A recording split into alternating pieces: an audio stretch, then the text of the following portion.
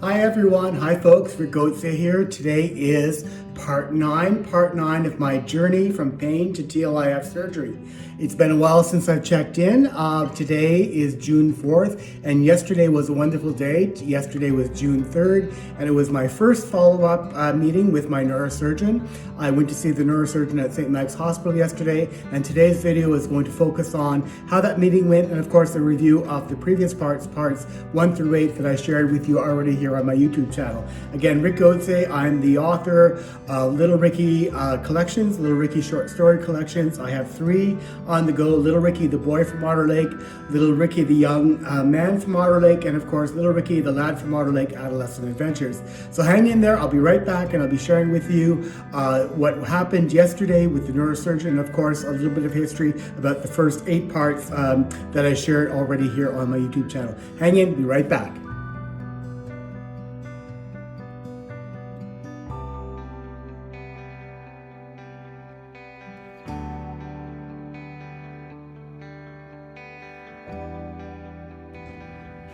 So hi friends, family, and fans. Again, Rick back here. For those of you who have been following my video blog for my pain journey to TLIF surgery, you have been following on my YouTube channel and you've seen the previous 8 parts. But I'd like to go through what I discussed during those parts because I have had a long history with back pain. My back pain started earlier than 2016, but the big catalyst for me was in 2016-2017 when I severely hurt my back after shoveling snow when I lived up in Ottawa, Ontario. So basically back then I ruptured a few discs in my back. I had disc bulges, spondylolisthesis, and other issues going on with my spine which caused a lot of chronic pain. And I suffered through that chronic pain for about 10 years until this year, 2025, when I finally had back surgery. I met an amazing neurosurgeon here in Toronto. He operated on my back on March 27th. So my new journey has beginning since my spinal surgery, and I've been sharing these little video blog segments here. I have 8 of them already. Today is video 9 that I'm sharing with you. For anybody out there who is suffering in chronic pain and is looking towards surgery for a possible solution to help you relieve your pain. Anyhow, so what I'd like to do first before getting into part 9 today is I want to go through the previous parts. They are available on my YouTube channel. If you look me up, it's Richard J.M. Goetze, storyteller, Little Ricky short stories. You'll find me on my YouTube channel. So basically, I'm just going to go through briefly what I've shared previously. In part 1, I shared some background about the history of my back pain, the issues I was having with my back and the pain. I outlined in video 1 some tips and tricks on how to cope with chronic back pain and leg pain. Then I talked about what to do to begin to prepare for the recovery after surgery. And finally, I listed some items that you may wish to have, that you may wish to purchase if you're going to go through spinal surgery or any kind of surgery that you want to have around your home for your long recovery so that you can manage better at home. I shared all of those. Again, it'd be stuff like a toilet riser, a grabber to pick up things from the floor, a night table to put by your bed in your room. It's sort of like a hospital table. Anyway, many different things I discussed in that part. Later then, in part 2, before my surgery, I went on and I shared more tips and tricks about dealing with chronic back pain and leg pain, how I suffered over that last 10 years and what I had to do or what I could do to try to cope with my pain. In video 2, then I also shared how you can best prepare for your spinal surgery, and I was doing my research. You should always do your research before going through any kind of surgery. Talk to your doctors, get a second opinion if you're not happy with the first doctor, and basically figure it out for yourself. The more informed you are, the better you will be going through surgery. So what I did though in that part 2, I expressed some best practices to respect the no BLT. BLT does not stand for bacon, lettuce, and tomato. In this case, after having your spine operated on, you cannot bend, you cannot twist, and you cannot lift anything heavy. So basically that means bending at the waist, bending forward or bending side to side, or twisting at the waist.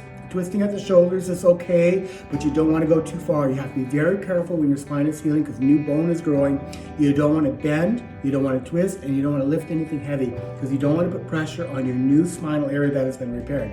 So I went through in that part 2 about the no BLT restrictions, which are mandatory after having spinal surgery.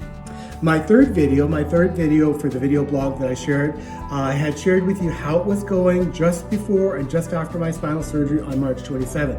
I was operated on now about 2.5 months ago, March 27th, and in that part 3, I shared with you how it was just before going into my surgery. I had arrived at St. Mike's Hospital, and then they brought me into the operating and had my surgery.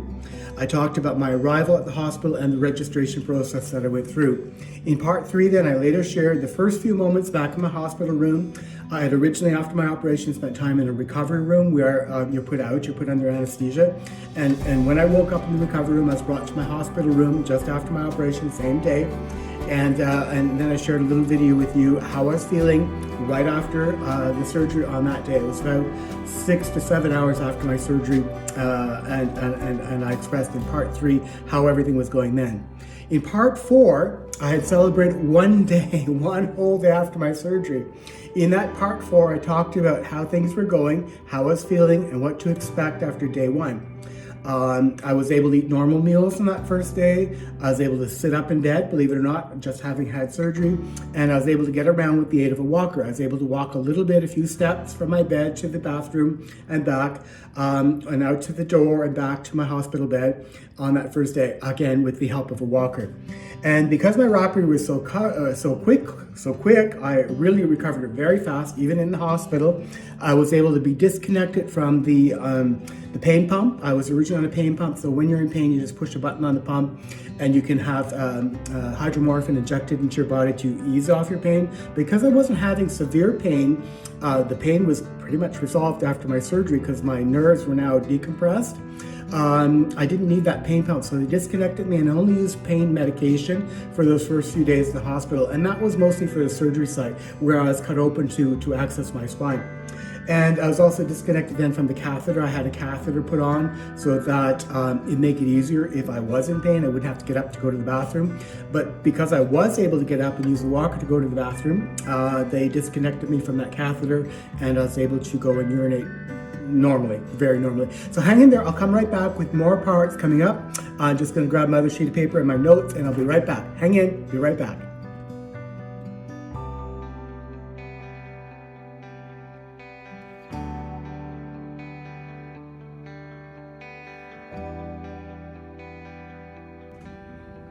So here we go. My 5th video in part 5, I was celebrating a whole 4 days post-surgery. I was still in the hospital. My hospital stay was 4 days after my surgery. But on the 4th day, I was discharged from the hospital. I just had to wait for all the paperwork and I was discharged. Normally, they don't keep you in the hospital long after surgery. 3 to 4 days. Sometimes you might have to go to respite care, which is like an old age home or a care home or a recovery home where you have to do some physiotherapy, what have you. And that could be for a week or 2, but not in my case. I was so strong after my surgery, I was able to come directly home. So I was discharged from the hospital, and I spoke about in part 5 about going home and what to expect for recovery at home and the eventual fusion of my L5-S1 vertebral segments. I shared about how my taxi ride home was, getting in and getting out of the taxi and what to expect when you have to bend that first time to get in and get out of the taxi. It wasn't fun, but you know what, it's only once, and once you're home, you're perfectly fine. Then I also shared how I was experiencing a dramatic reduction in my pre-operation levels of pain. My chronic pain was almost 100% gone. It was absolutely amazing. The next video I created was part 6, and in part 6 I was celebrating 2 whole days after returning home. I was home for 2 days and it was going very, very well. It was actually 6 days post-surgery. So I provided an update on my recovery and the pain levels and how things were going on that particular day, 2 days being home. I was able to easily manage to go to the bathroom on my own. It was my first shower on my own. I was able to shave and brush my teeth. Again, we're only talking 6 days post-surgery, so it went really, really well. I shaved, shower, brushed my teeth, was great. I felt like a new man, really like a new man, because after not having had the ability to wash in the hospital properly, it was really great to have that shower, shave, and brushing my teeth. Then after 2 days being home, I shared that I only had mild pain at my incision site. And basically, that pain only bothered you if you turned in bed because you're still open. You have a cut in your back where they open up your spine. And that only bothered me when I was in bed because when you turn over, you pull and twist your skin a little bit. So that's what was painful. But I was taking Tylenol and I was still on hydromorphine at that time to control the pain. And then I finally started taking short walks, walking with my walker indoors at first around the apartment, down the hallways, here in my condo building. And then I went outside and had a wonderful, beautiful walk on that warm spring day. And it was just so great to be able to walk around with the support of a walker, because you need a walker in the early days for balance. But I soon graduated from the walker to a cane, and then within a week, I even put my cane away and I was walking unassisted. I was very fortunate that my recovery was going so well. I didn't need to use my walker for very long, about a week, my cane for about a week, and then I was well on my way. In part 7, the next video that I created for my blog, I was celebrating 2 full weeks, 14 full days post-surgery. And I shared how I was feeling on that particular day. And then I gave details about getting used to having hardware within your body. Because I was concerned at that time, by that time when the healing was happening, and I'd move a little bit or I'd twist a little, well, not twisting, but if you're just moving around getting out of bed, you'd feel like snapping and cracking and popping. I thought, my gosh, am I blowing the bolts and the rods that are putting my back? Like, are they breaking and coming apart? I was a little bit concerned, but no, it's perfectly fine. Your body is just getting used to that snap up, the hardware, there's screws, rods, and cages within your body whenever they do spinal surgery. And your body's just getting used to having metal in its body, inside your body. And those noises, those feelings are quite normal. It's kind of like the same feeling of cracking your knuckles. That's kind of what you feel. Anyway, so I did share about that snap, crackle, pop feeling. I also mentioned that it was going to be very soon time to have my staples removed because I was healing well. Staples, they staple you together, they don't stitch you anymore, and staples do need to be removed so you can continue your recovery. So I shared, after that, I also shared that I gave some advice on non-surgical options to think about before having surgery. There are many options that you consider, including pain medication over the counter. You can have prescription medications as well. You can try ice and heat. Anyway, I shared a whole list of things that I've tried for the last 10 years to get out of chronic pain. But for me, what was ultimately required was surgery. I did need surgery to help get rid of that terrible, dreadful pain that I was having for such a long time. In the next video blog, part 8 that I created, it was going 1 month. So I had waited then, it was 1 month after my surgery date, so 1 whole month. And I gave an update on how I was feeling. It was going really well. I shared that my surgical staples were removed.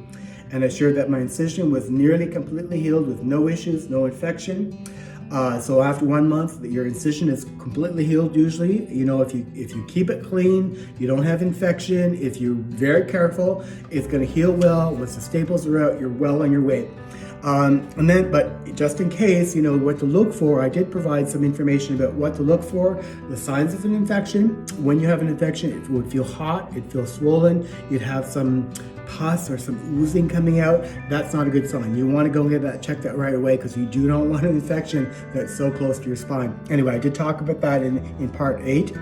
I also talked about advice on how to keep clean, not to have an infection. Washing, changing your towels often, changing your sheets often.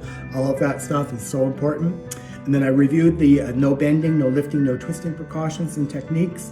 And then I gave some indications on how to follow up with the neurosurgery and what that would look like. So because the follow-up is planned and you will have to have many follow-ups with your neurosurgeon after having spinal surgery, or your orthopedic surgeon, depending on who you saw. I then told everybody about the process for spinal fusion and how long it would take. It would take several months. It can take 6 months, 12 months, a year or longer, depending on your situation. In my case, it's going really well. So I'm assuming that my fusion will take place between 6 and 8 months, and I shall be solidly healed and back to 100% normal.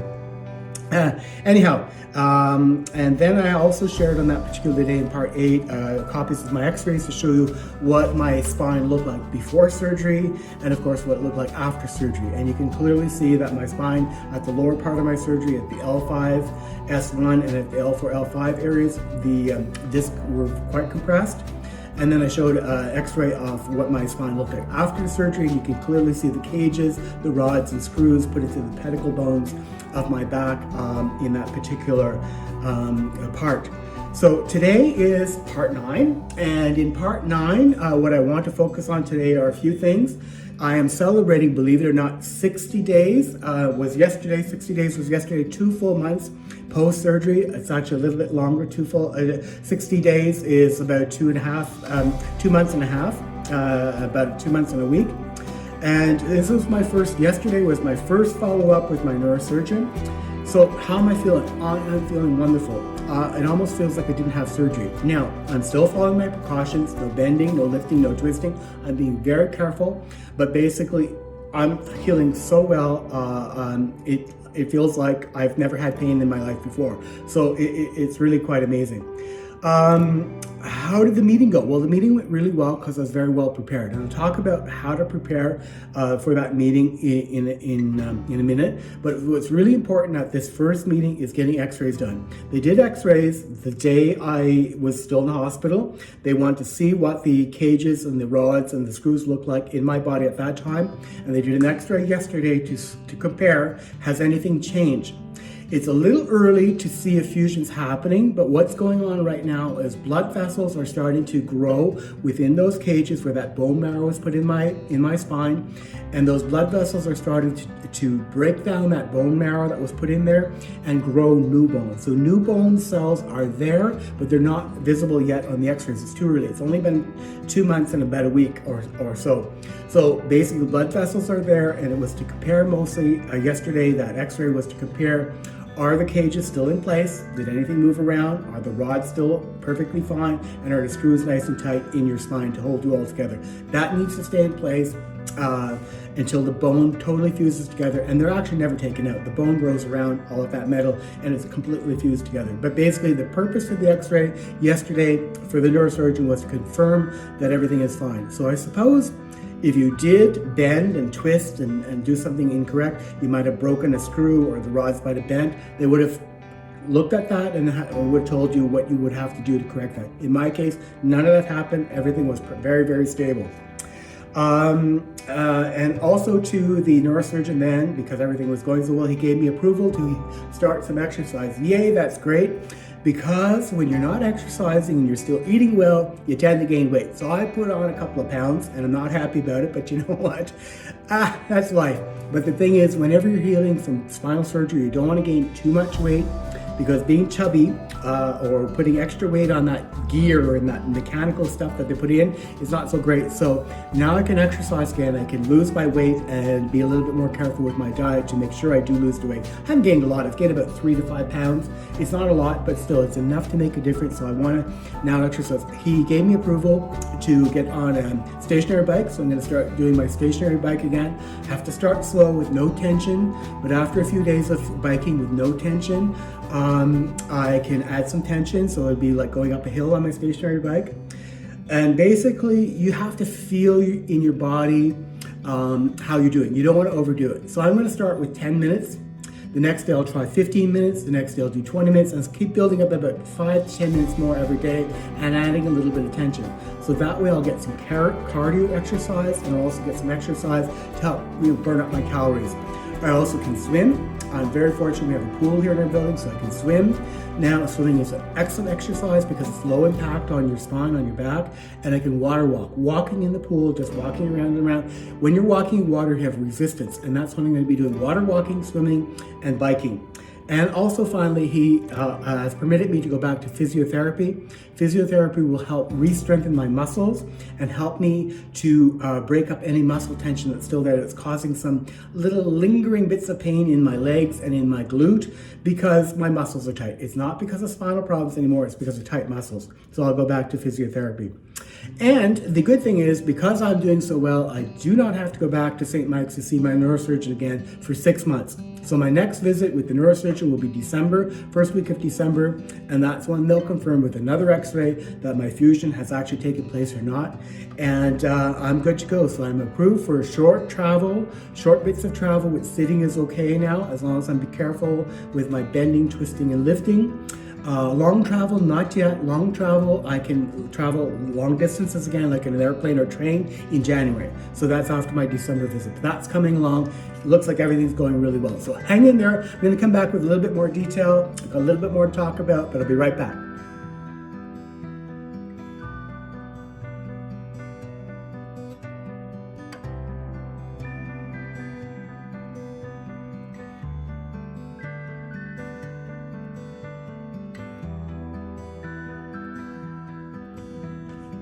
Okay, so here we go. I grabbed my notes and I just want to share with you what was said and how I prepared for this meeting with the neurosurgeon. So it'll give you some good indication about what you might need to do, what you should think about before you have your first post-op meeting with your neurosurgery team or the neurosurgeon. I had an x-ray done and what it said for my x-ray is what they're looking for. Because my lower back was repaired, my lower spine, the reason for the study L5-S1 TLIF X-ray was for a formal follow-up was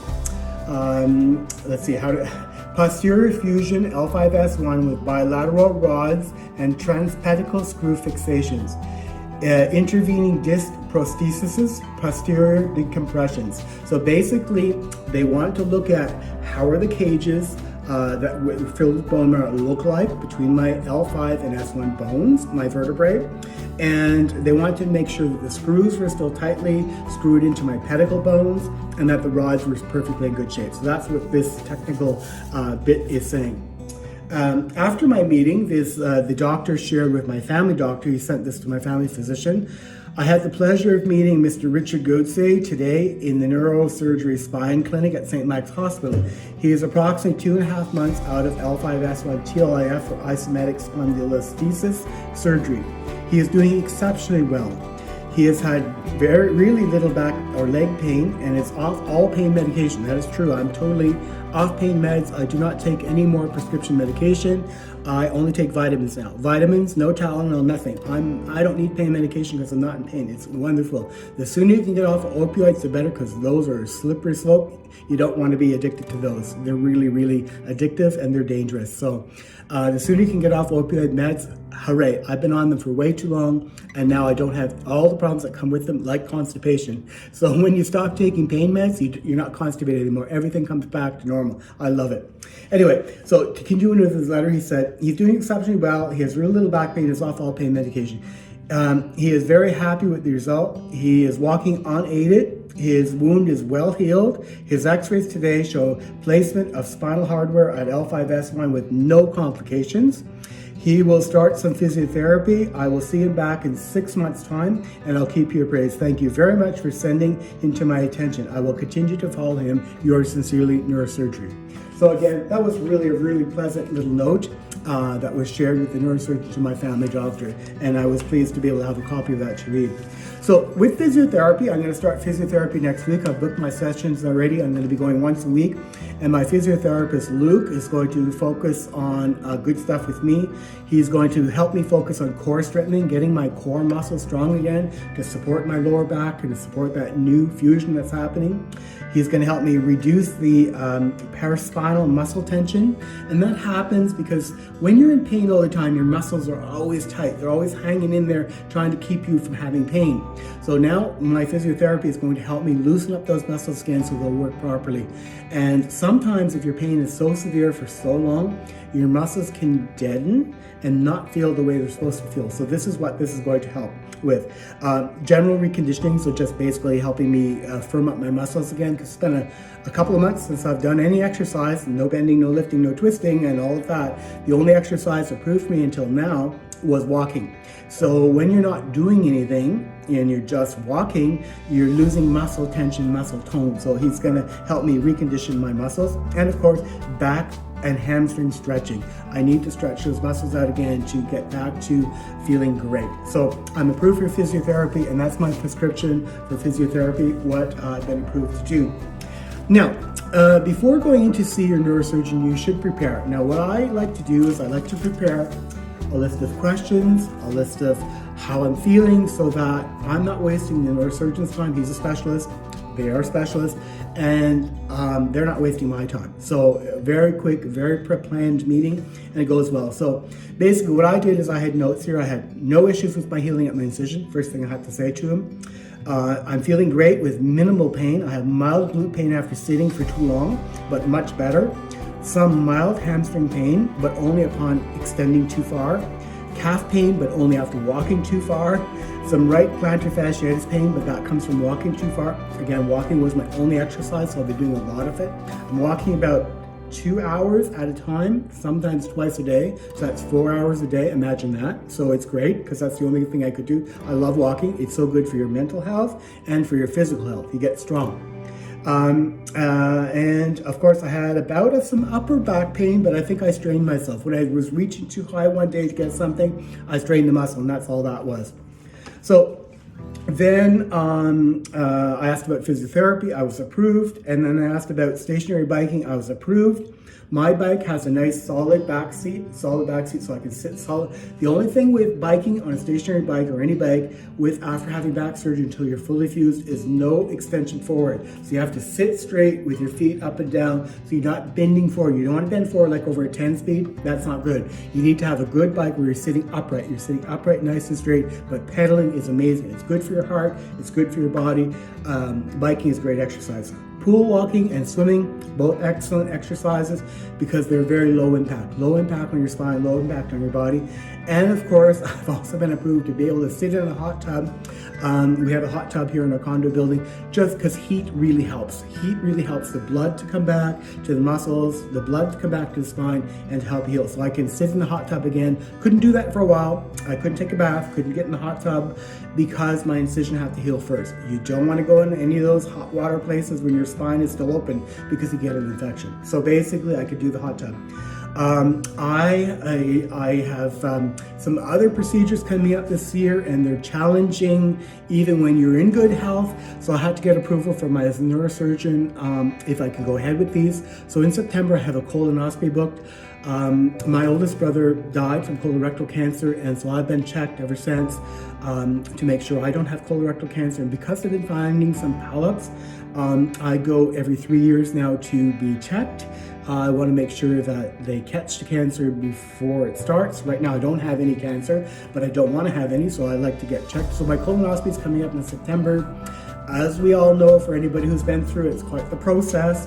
So I wanted to make sure that my spine could handle it, and I've been approved. I can go ahead and have my colonoscopy. And finally, dental visits. Having your teeth and your dental health in good shape is also good. So I can go back to the dentist because, as we all know, sitting in that dental chair is not fun, especially if you're in back pain. And of course, if you've had surgery, you got to be very careful getting in and getting out of that chair. But I'm strong enough now to do that again. So that was approved. And finally, I asked about travel. Can I take short trips? Can I take long trips? No long trips just yet, but definitely short car trips. I could take a bus somewhere, I could take a train somewhere, but not too far. I still have to be careful with the amount of sitting I do. But by January, I'll be able to get back to normal and do any travel I want. I can sit in the car, go on a long trip up to another city. I can fly somewhere again. So that's all good news. So that's what I prepared a list of questions, how I was feeling and what I can do, what I can't do. For the neurosurgeon, we had a great discussion and it went really well. So that was my meeting with the neurosurgeon. I was really happy about that. So a couple more things I want to talk about today, but I'll be right back. Hang in there.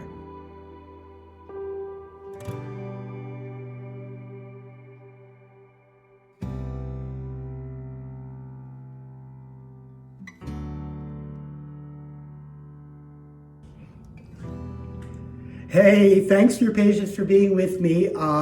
I only have two last things I want to share today because they're so important. They're two things I've learned in the last couple of months, because when you're living with the recovery of no bending, no twisting, no lifting, it can be a little challenging and daunting at times because you know what, we're human and we drop things or we can't reach something and it's like, my cell phone fell to the floor. Oh, I dropped my face cloth in the shower. Oh, goodness gracious.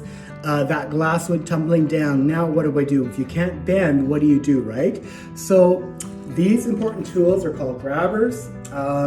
I originally started with one. My brother, my oldest brother, gave me this when I first hurt my back. I love it. It's a very strong, sturdy one. I don't think they make them anymore. It's an old-fashioned one, but I love it. It's great. But you know what I learned? What happens when you drop your grabber and it falls to the floor? You can't bend down to pick it up. So I luckily went out and bought myself another, a little bit cheaper one, but still works really well. Another one, so if you drop your grabber, you have a backup so you can go get your second grabber to pick up your first grabber when it falls to the floor. So I want to talk about using your grabbers to help you put your shoes on. I made a silly mistake once and only once. It gave me a little shot of pain. I thought putting on my shoes, I could keep my back very straight if I put my back against the wall, lift up my leg and put my shoe on that way. That puts a lot of strain in your spine. So I'm going to teach you today how to put your shoes on properly from a sitting position. The sitting position is best to put your shoes on because you can keep a more erect, straight spine when in a sitting position. So that's coming up. And the next thing is, you're not supposed to reach above your head a lot for a long period of time or reach down to get something out of a cupboard or cabinet. So I've learned how to use these grabbers, how to pick things up or grab things from cabinets. I'm also going to share some details about that. So hang in there for those two last tidbits, little tips and tricks to help you should you ever have to use grabbers.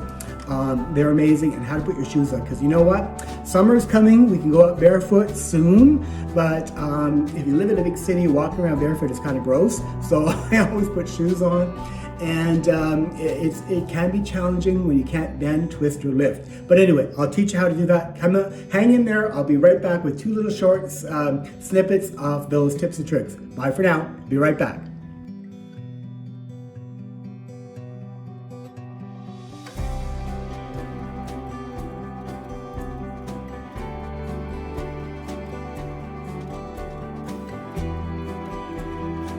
Hey, Rick here again.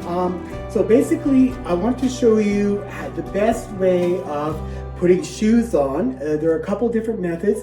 Again, the one I was saying earlier not to do is to stand with your back some way, like this against a wall, and to bring your leg up like this to put your shoe on. That position is putting strain on your back. So you really don't want to do that. You want to avoid that. That's okay to wash your foot in the shower if you have to bring your foot up like that and you have the flexibility in your hips to do so. That's okay, but when you're putting shoes on like that, or if you're stooping down like this to put a shoe on, stooping down, you're keeping your back straight, yes, but it's also not such a good idea because that puts strain in your back. The best way is to sit. So what you want to do is to be able to sit with your arms, push your back, and now when you're in a sitting position, you want to keep your back very flat, very straight. At first the socks, grab your leg, put your knee up, grab your foot, keeping your back very straight, pull your foot up as close to you as you can without hurting your hips or your thighs and your legs. And you simply slide your sock on and pull it gently up as you let your leg go back down again, keeping your shoulders and hips straight as possible, okay? Now the other foot, again, bring your foot up, grab your foot and bring it as close to you as possible. Again, keeping your back aligned, your shoulders and your hips aligned. And you want to reach with your arms forward, not your back forward. You don't want to bend your back forward. You want to reach your arms to your foot to put your other sock on, okay? And you simply start with your socks. So socks are on. Once socks are on, next comes shoes. So basically, there are a couple ways, depending what shoes you want to wear. There are dress shoes. Now, obviously I'm wearing sportswear, so I won't be putting dress shoes on to go outside, but putting on dress shoes that don't have laces, the best way to do that is to use your grabber, good old grabber, okay? You want to pick up your shoe, one at a time. I put it up on a chair.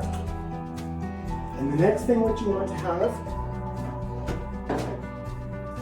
is a long shoe horn. A long shoe horn is your friend. So if you're able to, without bending, you can use your shoe horn to put your toes into your shoe, and use the shoe horn without twisting or bending your back. Put your shoe horn and to slip your foot into the shoe. Or if it's challenging to do that, you want to hold on to the back of the chair, bend your knee, keeping your back very straight. Again, your shoehorn in the back of the shoe, no twisting, no bending your back, and you simply slip your foot in with the assistance of the shoehorn. Once you've done one foot, you simply pick up the other shoe with your grabber, pick up the other shoe, put it up on the chair, use your shoehorn, start sliding your toes in, put your shoehorn behind your heel, and slip your heel in. Put your leg down, again, no twisting of the back, no bending of the back. So that's for dress shoes. For running shoes, it's a little bit more challenging because there are laces, but I've learned a way to do it. Hang on, I'll just grab my running shoes, be right back.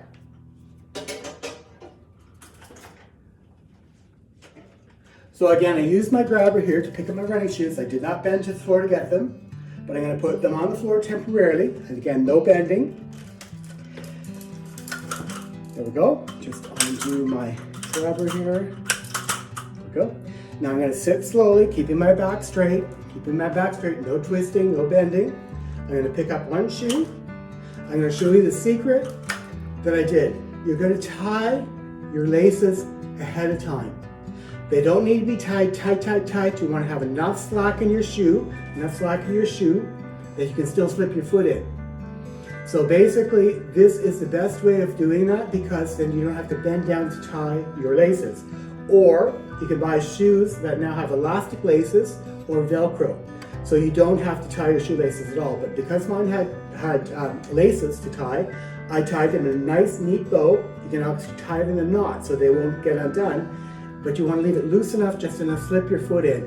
Now, your shoe will be a little looser than you're normally used to having because you would usually tie your shoe tight, but that's okay. A little loose is okay because it feels good on your foot. So what you want to do is once you have one shoe in your hand, you want to put your grabber away so it won't fall to the floor. Remember, if it falls, you have a second grabber to pick it up, okay?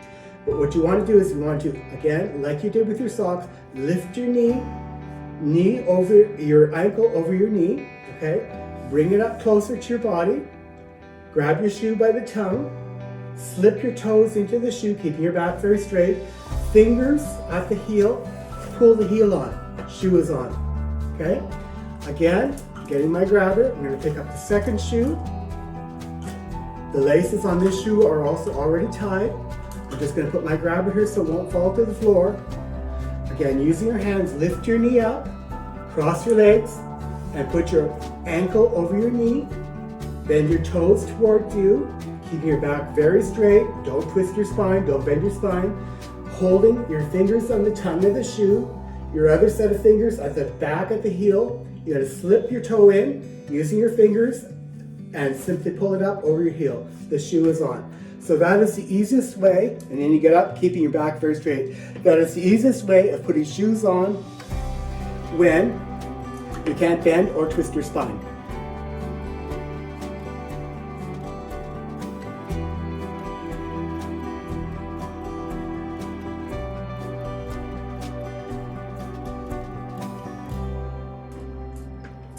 Hey folks, Rick here again. Now I'm in the kitchen and I want to show you that you can use your grabber to pick things out of the cabinets that you may want.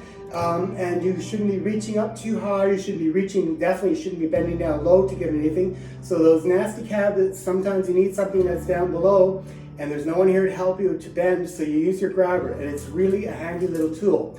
But like I said earlier, occasionally when you're walking around or you're using your grabber, it's like, oops, uh-oh, my grabber fell to the floor. And that's why I really recommend that you have two of them, at least two in your house, because if you drop one, you have another. I'll be right back. You have another one to help you pick up the one that fell to the floor. Again, without bending your back, you can stoop a little bit if you have to. One grabber to pick up the other one, and you're in good shape again. So right now, I need to get a tea towel and some pot holders out of my bottom drawer. I cannot bend down to my bottom drawer because it's too low. I'm not allowed to bend my back. So what I'm going to do is I'm going to use my grabber. I'm going to put one of the fingers into the handle of the drawer, and I'm going to open the drawer. So now that my drawer is open, I can see what's in the drawer. I don't have to bend my back because I have my grabber. My pot holders, luckily, are right here on the very top of the drawer, so I can pick out my pot holders to pick up my hot pot off the stove. Next, I need a new tea towel to dry my dishes. Well, my tea towels are here at the back, so I'm going to grab one, and now I have my tea towel basically out of the drawer from my kitchen drawer that I can now dry my dishes. So I can put this here on my counter. Likewise, I want to put my pot holders now back in the drawer. You simply grab your pot holders, no bending. You simply pop them back in exactly where they were in the drawer, and same with the tea towel. You simply grab it and you place it nice and gently into the drawer, and you close the drawer with your grabber. Again, very, very easy to do that. Now, if you need something in an upper cabinet, well, that's also can be a challenge. So basically, I'm not supposed to really reach up very high to get things. Now, you got to be careful. If it's a really heavy item like a glass bowl or something, you don't want to do that. That's not such a good idea. You have somebody else help you. But if it's a plastic Tupperware dish or what have you, and you need to reach for it up in the upper shelf, you simply use your grabber, get into the cabinet, make sure you have it securely, and you lower it down so that you can get it at normal height. So again, it's very easy. You want to put stuff away after drying your dishes, you simply put it into your grabber, and you take it and you put it back up where it belongs in the cabinet. Now, again, I need my drinking bottle. I'm going to grab my drinking bottle. Here we go. Very easy to lift. That was funny. That does happen occasionally, and luckily it's plastic. That's why I'm saying don't do this with any of your grandmother's good china, because that could go whoopsie. But anyway, with a plastic bottle, it's perfectly fine. Again, I'm going to put it back here, just in my cabinet. Okay. So again, your grabber is your friend, your grabber is your best tool. It's great for picking up things that you dropped on the floor. I don't know how many times I've dropped the towel, I've dropped the tissue, I've dropped the pill, I've dropped the blueberry, and this little tool in the kitchen is my savior because I can't bend to the floor to pick up whatever I dropped, but I can pick it up with my grabber. So again, having a grabber or two in your house is a really great idea. So hopefully these tips today, putting on your shoes and using your grabber in the kitchen or in whatever room it might be. I use it in my bedroom to take clothing out of my drawers. I use it to open drawers. It's great in the bathroom if you have drawers or cabinets in your bathroom. You need something down below, shampoo or what have you. These are a wonderful tool when you cannot bend, twist, or lift anything too heavy. Again, some great advice for you when you are learning to live with spinal surgery recovery. The best thing about having spinal surgery is hopefully no pain afterwards, because it's amazing. When you live in chronic pain and it's finally gone, it is a blessing for sure. Anyway, hopefully you enjoyed my new video today. This is my update. I'll probably give another update sometime by the end of the summer. Definitely will give you an update in my 6-month meeting when I see the doctor again, when I go back to see the neurosurgeon in December. So I will definitely have another update then to let you know how I'm doing. And then of course later on, 1 year back in March of 2026, it'll be 1 year after my spinal surgery. I should be fully healed by then and back to normal. I'll also put another update, and that's probably where my video blog will end. Anyway, hopefully you enjoyed this video today, and I wish you all well. It would be lovely to see any of you this summer if you can get down to Toronto. I'm out and about. I can go out and enjoy time with you. It would be great if you can come have a visit, because I can't get to you just yet, but soon, very soon. Anyway, take care everyone. Bye. Rick Oatsy here, author, Canadian author of the Little Ricky series of short stories, Little Ricky the Boy from Outer Lake, Little Ricky the Lad from Outer Lake Adolescent Adventures, and Little Ricky the Young Man from Outer Lake. Take care all. Bye-bye.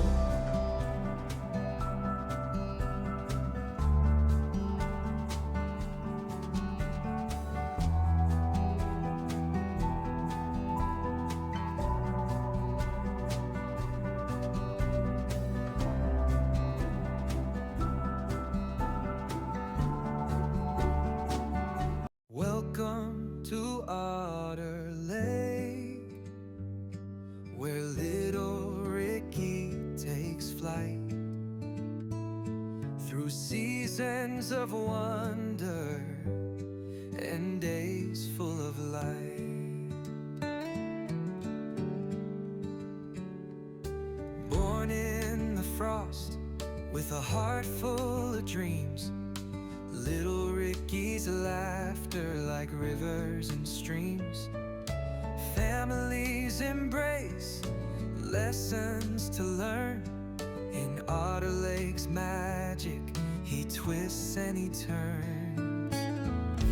Oh, little Ricky running free, dreaming big by the shining sea. What did fans have to say about Rick Gauthier's first book, Little Ricky the Boy from Otter Lake? Ari rates Little Ricky the Boy from Otter Lake 5 stars. Ari says, heartwarming. The author skillfully brings you back in time to another era when life was simple, yet immensely filled with the love that builds a family. The book consists of separate tales recounted by the hero of the book, Rick Gauthier, known as Little Ricky by his family. An instant classic that will not disappoint, written with heart and soul that shines through the pages. Della rates Little Ricky the Boy from Otter Lake 5 stars. She says, the unassuming nature of a young boy growing up in a rural setting. I really enjoyed the book. It really captured this young boy's wonderment, inquisitiveness, and unspoiled nature. His appreciation and kindness are seen throughout the book in his interaction with his immediate family, relatives, and acquaintances. An Amazon customer rates Little Ricky the Boy from Otter Lake 5 stars. She or he says, very powerful story of a young boy's journey. A very enjoyable and easy read. The clever writing and pictures brought the book to life. The short stories are sure to put a smile on your face. A must read. Floyd rates Little Ricky the Boy from Otter Lake 5 stars. Floyd says, read this book and wander off to a much simpler time. Wonderful book for youngsters, a little something to read to the little ones at bedtime. Chock full of life lessons told in an easy to understand way. Read this book and wander off to a much simpler time. Kathy rates Little Ricky the Boy from Otter Lake 5 stars. Kathy says, a very unique retrospect of a young lad's loving upbringing in a small Pontiac, Quebec town. Very entertaining, comical at times, yet very endearing, and attests to the closeness of this tight-knit community. Sally rates Little Ricky the Boy from Otter Lake 5 stars. Sally says, delightful, beautiful stories from a more innocent time. I love this book. It's a beautiful retelling of a childhood experienced and seen through the wonder and awe-filled eyes of a delightfully curious little guy called Ricky.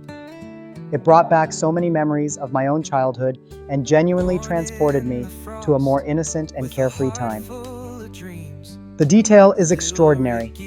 The writer teases us with mentions of delicious sweets and candy that we all enjoyed as children and had me longing to revisit the sweet shops of my youth. A well-written book with obvious love and wonderment bursting out of every page. Buy it to read to your little ones. You'll enjoy it as much as they will. What did fans have to say about Rick Gauthier's second collection of short stories? What did fans have to say about Little Ricky the Lad from Otter Lake Adolescent Adventures? Ken rates Little Ricky the Lad from Otter Lake 5 stars. Ken says, great short story reads. This is an entertaining and amusing read. For a relatively new author, Mr. Gauthier does a great job providing thorough and in-depth descriptions that creates a visual of his stories. He takes you back in time and makes you feel like you have lived or experienced similar life experiences. This book will make a great Christmas present for young and old alike. Floyd rates Little Ricky the Lad from Otter Lake 5 stars. Floyd says, Little Ricky shares lessons in life for a young teen. Very nice stories for young teens. Lots of life lessons. A throwback to simpler times. This book is a welcome change of pace for a young man in these fast-moving, complicated times. Kathy rates Little Ricky the Lad from Otter Lake 5 stars. Kathy says, spellbinding, intriguing, relaxing, captivating, and detailed events from a bygone era. Kathy V rates Little Ricky the Lad from Otter Lake 5 stars. Kathy V says, great author. Great that the author gives all proceeds to charity. You can see he writes because he likes to, not because he has to. An Amazon customer rates Little Ricky the Lad from Otter Lake 5 stars. He or she says, Little Ricky from Otter Lake. It's amazing short stories of a boy from a small town. It's an amazing book how life is for a small town boy. Worthwhile reading. Another Amazon customer rates Little Ricky the Lad from Otter Lake 5 stars. He or she says, a must-read. Take an enjoyable journey. Add this book to your must-read list. Like Part 1, this volume comes to life. Not yet finished, but thoroughly impressed by the author's talent. Another Amazon customer rates Little Ricky the Lad from Otter Lake 5 stars. He or she says, a fantastic read like the first book. Add this book to your must-read list. Like Part 1, the author makes this volume come to life with its vivid descriptions and photos. The progression of Little Ricky through adolescence and the impact and involvement of family, friends, and others on his journey makes this a terrific read. Sylvie Paradis reviews Little Ricky the Lad from Otter Lake in Little Ricky Short Stories Facebook group. She says, he did it. Rick published a second set of short stories. The new collection is now selling on Amazon.ca. I truly enjoyed reading the first short stories and will buy the new collection for Christmas. I love reading those well-written short stories, and I also like that Rick is supporting a cause close to my heart by giving all the proceeds from the sales to the food bank. Bravo, mon ami! Beth Lepak reviews Little Ricky the Lad from Otter Lake in Little Ricky Short Stories Facebook group. She says, interesting stories about familiar places and events. We enjoy reading about positive family stories. Other stories by Rick J.M. Gauthier in Little Ricky the Boy from Otter Lake story. Number 1, The Beginning. Story number 2, Wise Mothers and Forgiving Grandmothers. Story number 3, The Price for Sweets. Story number 4, Easter Blessings. Story number 5, Little Sprouts. Story number 6, A Day in Heaven on Earth. Story number 7, A Jubilant July Visit. Story number 8, Veronica's Triumph. Story number 9, September School Saga. Story number 10, Gentle Ghosts, Halloween Heist, and Perfect Pumpkins. Story number 11, Remembrance, My Uncle Iggy, My Hero. Story number 12, A Child's Magic Christmas. Other stories by Rick J.M. Gauthier in Little Ricky the Lad from Otter Lake Adolescent Adventures. Story number 1, The English Assignment, A Coat of Many Colors. Story number 2, Be Mine, Sweet Valentine. Story number 3, Captivating Moments of History and Celebrating a New Life. Story number 4, Unsettled Easter Emotions. Story number 5, The Saga That Started with the Dynamite. Story number 6, A Crashing Crush. Story number 7, Grateful for Gladys's Guidance. Story number 8, Wild Boy's Wise Woman. Story number 9, A Friend's Secret, A Friend's Truth. Story number 10, The Gallant Ghost. Story number 11, An Economic Exchange. Story number 12, The Best Christmas Gift is Love. Other stories by Rick J.M. Gauthier in Little Ricky the Young Man from Otter Lake. Story number 1, Cancer Hurts When the Father's Teachings Touch the Son. Story number 2, A Man's Journey to Independence and Acceptance. Story number 3, Ricky's Journey Home for Christmas. Stories 4 through 12, Little Ricky, The Young Man from Otter Lake are anticipated in 2025 and 2026. Stay tuned. As long as my health allows, I will continue writing for you. Halloween chills and Christmas lights, gardens and games and sweet summer nights, heroes and teachers, secrets unfold. Ricky finds courage, he's brave and bold. Oh, little Ricky running free, dreaming big by the shining sea. Oh, where the story About the author. Richard J.M. Gauthier, a retired public servant hailing from the quaint town of Otter Lake, Quebec, has woven his cherished memories into heartwarming tales that captivate readers of all ages. With his first 2 collections, Little Ricky the Boy from Otter Lake and Little Ricky the Lad from Otter Lake Adolescent Adventures, Gauthier established himself as a rising star in Canadian literature. Now, as he embarks on his 3rd venture, Little Ricky the Young Man from Otter Lake, he invites you once again to enjoy more heartwarming tales. Drawing inspiration from his upbringing and fueled by his love for history and the arts, Gauthier crafts stories that resonate with emotion and nostalgia. Whether in paperback, audiobook, or ebook format, his tales transport readers to a simpler time, where the bonds of friendship and the triumph of the human spirit shine brightly. But Gautier's contributions extend beyond the realm of literature. A firm believer in giving back, he pledges every dollar earned from his books to charity, supporting causes close to his heart. With each purchase, readers not only gain access to captivating stories, but also contribute to making a positive impact on vulnerable communities. As Gautier continues to pursue his passion for storytelling and volunteering, he remains committed to creating works that inspire, entertain, and uplift. Join him on his latest literary adventure and experience the beauty of small-town life in Otter Lake and the attraction of the big city of Ottawa like never before.